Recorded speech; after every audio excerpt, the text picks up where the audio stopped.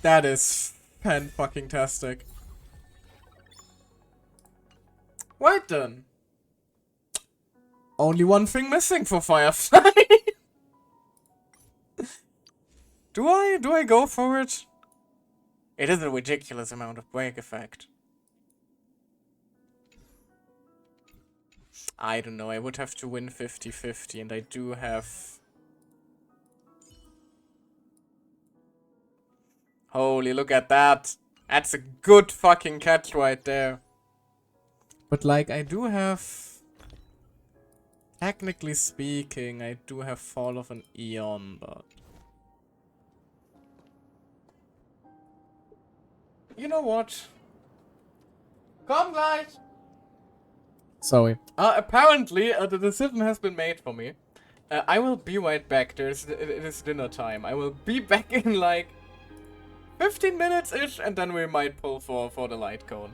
I will see you guys then. I apologize for the sudden interruption. Nice.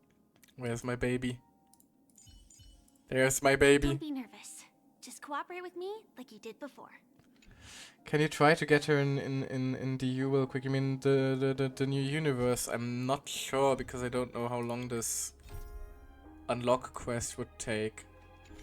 And honestly, I have been streaming for about 7 hours now.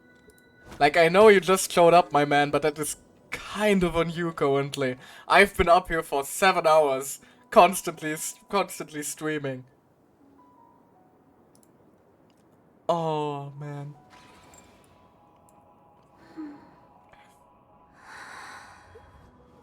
Oh, that was the wrong button. I'm sorry.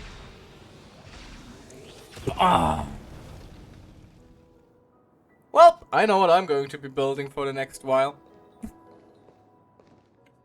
But after everything, I have a few streams to archive, and even maybe a little bit of shit to a little bit of shit to edit potentially, and more stuff to ramble about, and characters to build, and things to do. So I am afraid that I am going to have to leave the stream here now. But don't worry. Our adventure in Penacony may be over now, but hey, as Himiko said, the trailblaze continues, and you'll definitely see me when the next when the next patch rolls around, and definitely also when Zenless finally comes out. I'm very much looking forward to that. But for now, I'll be signing off. Maybe take a quick nap. And I hope I will see you all around again soon, whenever that may be. Bye bye. I still can't believe my fucking luck, man. This is so dumb. Bye!